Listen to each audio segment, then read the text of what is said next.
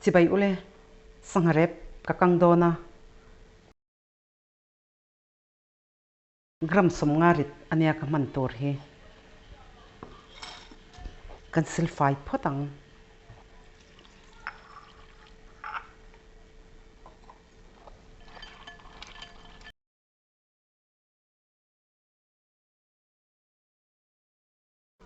a bal ve du lut to ka voi ni voi thum kan silanga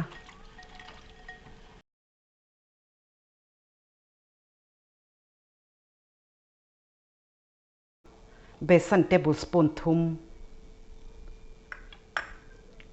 chi tấm lâu tế chili powder dhania powder thir fian tek khat ve ve marcha pui den som tablespoon khat a thak lawa ka man tur hi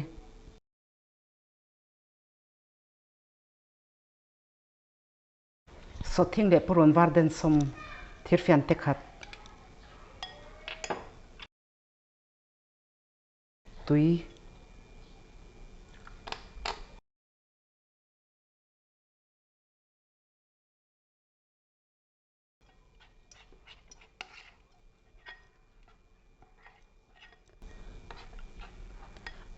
tui lu tuk lo tur ania sanga kha kan chia le do na hemi a hian tui dan vel po hi a al dan te a thak dan te khamani du dan a siam tur ania sanga kan silfai kha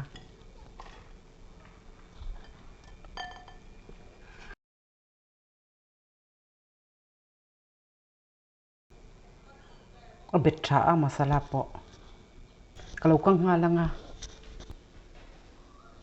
tel hi tam ve de ulek ka leya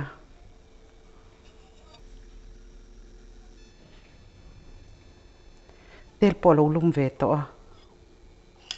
salut tuk khan ka da lawa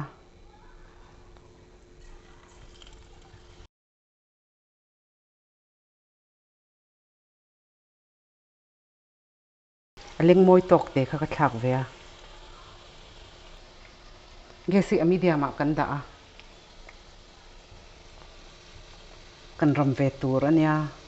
sangate eng ang chi po hi kangila atui lu to ga te nga kan hi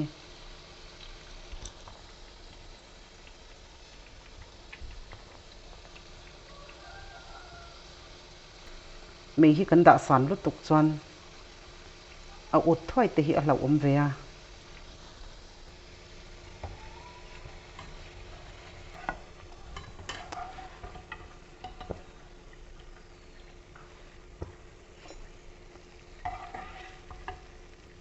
khenga hian napkin ka pha